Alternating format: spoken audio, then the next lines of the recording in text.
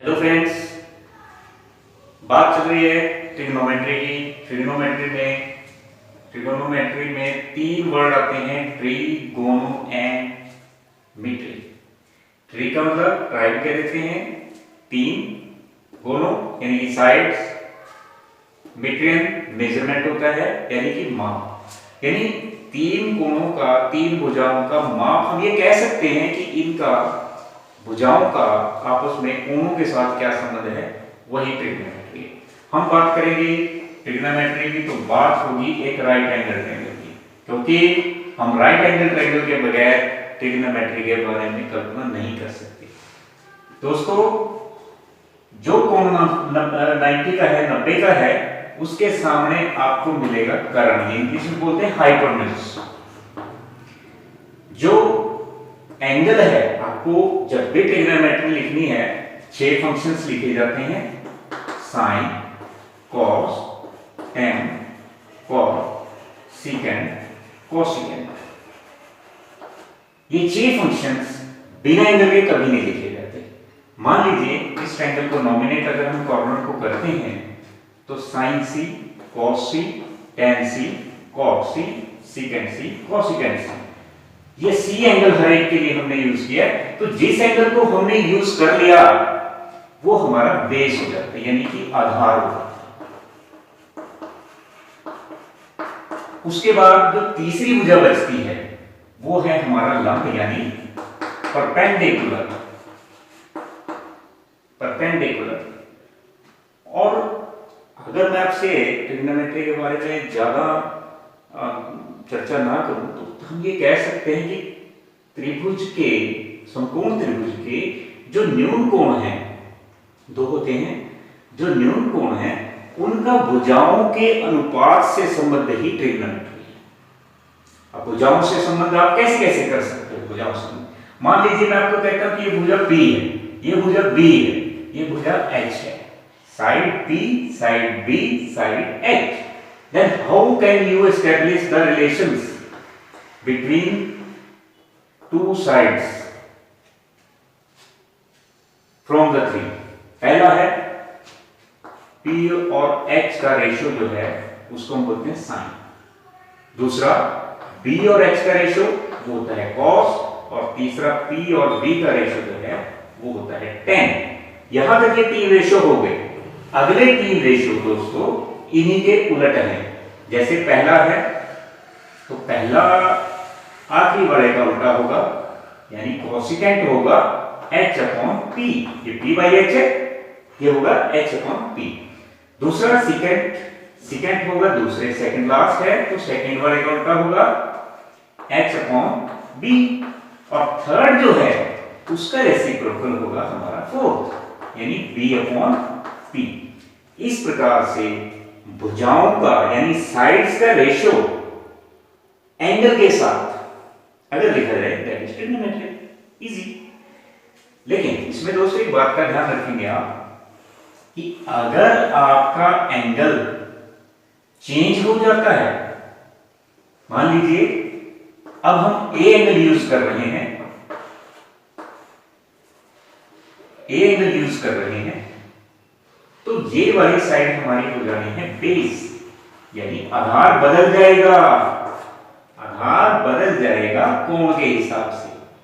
ये भुजा 90 के सामने है तो ये तो फिक्स है, हमारी हमेशा रहेगी कर्ण, और ये हमारा लंब बचेगा जिसको हम बोलते हैं परपेंडिकुलर P। बातें वही आ गई P, B और H, लेकिन P और B ने अपनी जगह बदल ली। क्यों? कोण बदल गया।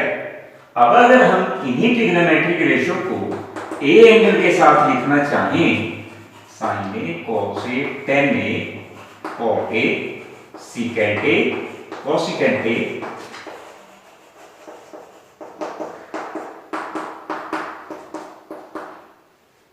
तो ये बन जाएगा आपका साइन था P/H होना चाहिए। अगर भुजाओं के हिसाब से लिखा जाए तो BC/H क्या है? AC। BC side upon AC side. BC भुजा हमारा लंब है और AC हमारा कर्ण है, क्योंकि फॉर्मूले में बताया गया P/H लिखा दूसरा कॉस ए है, बेस होगा AB, फॉर्म AC, और tan होता है साइन अपॉन कॉस। tan का दोस्तों साइन कॉस से रिलेशन होता है, ये ध्यान रखिए आप।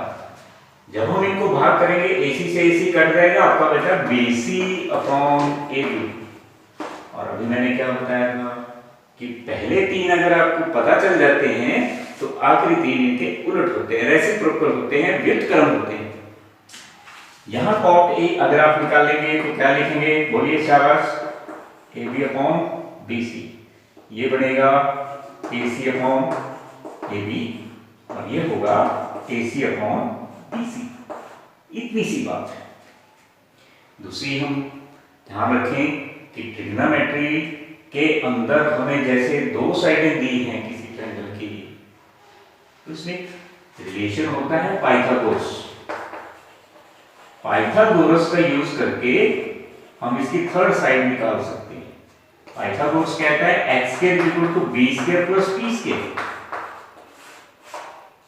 स्केयर का मतलब आप भी जानते हैं, दो बार लिखना है मल्टी करके, और इसमें जो वैल्यू नहीं है वो अपने आप ही निकल जाएगी। अगर थर्ड वैल्यू नहीं है तो आप इसका यूज करके थर्ड वैल्यू निकाल सकते हैं और उसके बाद इन रेशियोज को कंप्लीट कर सकते हैं। तो इसमें ट्रिग्नोमेट्री हम बात करते हैं, इसकी यूजेस की भी बात आती है। इसके जो यूजेस हैं वो हम कई जगह यूज कर सकते हैं, लेकिन क्योंकि हमें पहली बार इंट्रोड्यूस हुआ है तो हमें लगता है कि ये ऐसे ही फिजूल चैप्टर, बट ऐसा नहीं है। हायर लेवल पे डॉक्टरी लाइन होगी, हमारे सी के अंदर नेवी में लोग इस ट्रिग्नोमेट्री को बहुत यूज करते हैं। हमारी जो ये स्पेस के अंदर ट्रिग्नोमेट्री की बहुत अहमियत है। डॉक्टरी लाइन में आप कह सकते हैं इसको बहुत यूज होता है, और भी हम लोकल यूज भी बहुत करते हैं। जैसे मान लीजिए मैं खड़ा हूँ, मुझसे कुछ दूरी पर एक बॉल पड़ी है, तो मैं अपने और बॉल की दूरी के हिसाब से अपनी लंबाई निकाल सकता हूँ, या अपनी लंबाई के हिसाब से बिना कुछ चले बॉल से अपनी दूरी बता सकता हूँ। कोण का हम पता लगा सकते हैं कि कोण जो है वो कितने डिग्री का किसी राइट एंगल ट्रायंगल में पड़ेगा। मान लीजिए आपको भुजाएं दी है, कोण निकालना पड़ जाए तो वो भी हम निकाल सकते हैं। ये काफी मायनों में बहुत हेल्पफुल है, और एक्सरसाइज के क्वेश्चन भी इसी प्रकार से हम इन्हीं फॉर्मूलों का यूज करते हुए सॉल्व करेंगे, जो आपको बहुत इजी लगेंगे, रेशियो हमारे बन जाए। तो उसके लिए आपको छोटा सा मंत्र मैं दे के जाता हूँ, उसको आप याद रखेंगे। पंडित बद्री प्रसाद, हर हर बोले, आप कह सकते हो। पंडित बद्री प्रसाद हर हर बोले, सोना चांदी तोले। क्योंकि जब हम परमात्मा का नाम लेते हैं तो एक तरह से वो सोना चांदी ही है, तो सोना चांदी तोले। ये रेशियोज हैं और ये ट्रिग्नोमेट्रिक फंक्शंस हैं जो आपने इधर लिखने हैं, और ये वो रेशियो हैं जो आपने उधर लिखने हैं। मान लीजिए P/H आप लिखते हो तो आपका बनेगा साइन, B/H आप लिखते हो तो आपका बनेगा cos, C for cos, P/B लिखते हो तो आपका बनेगा tan। इस प्रकार से। अच्छा, अगर उलट हो जाता है, B/P हो जाता है, तो आपका बनेगा cot, secant और cosecant। ये तीनों उलट हो जाए। cosecant निकालना है H/P, secant निकालना है H/P, cot निकालना है तो B/P हो जाएगा। तो इस प्रकार से आप इसको याद रखते हैं। अगर हिंदी में लंब, करण और आधार की बात करें तो लाल और नीचे कक्का। लंब बटे करण साइन है, आधार बटे करण कॉस है, लंब बटे आधार tan। दोस्तों, मैं आपको एक टीचिंग एड के माध्यम से भी कर्ण, आधार और लंब की पहचान कराता हूँ। हाइपोटेन्यूज, बेस और परपेंडिकुलर किस तरह से हम छांटते हैं वो हम कोशिश करेंगे सीखने की। जो एंगल आपने यूज किया है C, वो आधार है, 90 के सामने कर्ण होगा, बचा तो लंब। लेकिन इसको मैं अगर ऐसे घुमा देता हूं तो 90 के सामने तो वही है कर्ण, लेकिन एंगल मेरा ये यूज करूंगा मैं इधर ए पे आ जाता हूँ। अगर ए एंगल यूज कर रहा हूँ तो ये मेरा आधार हो गया, बेस हो गया, और ये लंब बचेगा। इस तरह से आपने आइडेंटिफाई करना है हर क्वेश्चन में। आइडेंटिफिकेशन के बाद ही आप जो है क्वेश्चन में रेशो बनाना शुरू करेंगे। दोस्तों सवाल नंबर 1 एक्सरसाइज आपकी 8.1 है। इसमें आपको दिया गया है right angle at B. B पर आप एक राइट एंगल बनाएंगे 90 का कोण। उसके बाद ए और सी बचता है, वो आप कहीं भी लिख दीजिए। ए बी हमें दिया गया है 24, ये 24 हो गया। BC दिया गया है 7, ये 7 हो गया। अब हमारे पास H बचता है। H का जो फॉर्मूला है वो होता है B square plus B square. इसमें इन दोनों में से ये H है, तो इनमें से एक B होगा एक P होगा। 24 का स्क्वायर और इसका 7 का स्क्वायर हम यहाँ कर देंगे और H स्क्वायर नहीं रहेगा। H स्क्वायर जो है वो 576 प्लस 49 ये हो गया 7 7 49, 24 को 24 से करेंगे और ये दोस्तों 625 हो जाता है। इस प्रकार H की वैल्यू आ जाती है 25।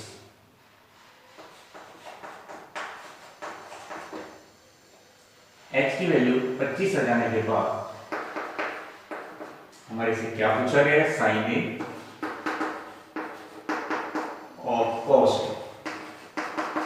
तो साइन ए जो होगा, अब ए इसने एंगल यूज किया है तो that is base, it is perpendicular. अभी तक तो कंफर्म नहीं था, लेकिन जैसे इसने ए यूज किया तो हमें यह लगा कि ए इसने यूज कर लिया तो ये बेस होगा, ये परपेंडिकुलर बच जाएगा। तो साइन में हमने पढ़ा था P अपॉन H होता है, P हमारा 7 है, H हमारा 25 है, तो ये 7 बटे 25। cos B अपॉन H होता है, यानी कि 24 बटे 25। तो इस प्रकार से हम इन रेशियोज को फाइंड आउट करते हैं। वो एंगल में देगा तो हमें साइन का रेशियो बताना है। इसके बाद दोस्तों हम चलते हैं सवाल नंबर 3 पर। थर्ड क्वेश्चन में साइन ए है आपका 3/4। अब साइन ए अगर 3/4 है, 3/4 है, ये जरूरी नहीं है कि हमें जो ट्रायंगल दी गई है उसकी साइड 3 और 4 हो सकता है कि ये कट के 3 और 4 आया हो, साइड्स के काटने के बाद 3 और 4 बचा हो। तो हम उसके लिए क्या करते हैं, जब ये रेशियो यूज करते हैं तो रेशियो में वैसे तो हमें साइन दिए हुए, तो साइन में ये जाहिर सी बात है P और H होगा, लेकिन इसको P को हम 3 ना लिखें, 3K लिखें। रेशियो है, अगर K लगा होगा तो वो कट भी सकता है, और H को आप 4K लिखें। इस प्रकार से आपका बेस आ जाएगा। अब ये बेस, अगर मैं इसको बेस कह रहा हूं तो मुझे ये ए एंगल यहां लिखना पड़ेगा, या कहीं और नहीं मैं लिख सकता इसको, क्योंकि बेस का एंगल के साथ गहरा रिश्ता है। ये बी हो गया, ये सी हो गया, और अब आप इसका अगर बेस निकालते हैं तो अपना फॉर्मूला आप लगाइए, h के equal to b square plus b square. h square करेंगे तो 16 k स्क्वायर हो जाएगा, b स्क्वायर ऐसे ही निकालना है, और b स्क्वायर आपका 9k स्क्वायर। तो इस प्रकार से b स्क्वायर की वैल्यू आ जाएगी 16k square minus 9k square. दोस्तों ये रह जाएगा 7k स्क्वायर। ये बचता है, मैं यहां कर देता हूं 7k square is equal to b स्क्वायर, और b की वैल्यू √7k आ जाएगी। तो इसको भी स्क्वायर करके लिख सकते हैं, इसको भी स्क्वायर करके लिख सकते हैं, b की वैल्यू आ गई √7k। और अब आप कोई भी रेशियो से निकाल सकते हैं। ये बहुत ही इजी सा कंसेप्ट आज हमने डिस्कस किया ट्रिग्नोमेट्री में। इस प्रकार से अगली वीडियोस में आपको इसके क्वेश्चंस भी सभी कराने की कोशिश करूँगा, हम करने के प्रयास करेंगे दोस्तों। आशा है आपको समझ आया होगा, आपकी जरूर मदद होगी, कोई ना कोई आपको लाभ होगा, जरूर आप इस करने की बैंक देख लेंगे। साथियों, ट्रिग्नोमेट्री का यूज़ जैसे आप देख रहे हो मेडिकल लाइन में और भी बहुत जगह होता है। आप ये देखो, लाइन ऑफ साइट वो लाइन होती है जो नीचे से ऊपर की तरफ देखने से बनती है। Depression of angle of depression में और लाइन ऑफ साइट में देखिए आप, ये सारी बता रखी है किस तरीके से। यूजेस तो बहुत हैं इसके। Okay, try.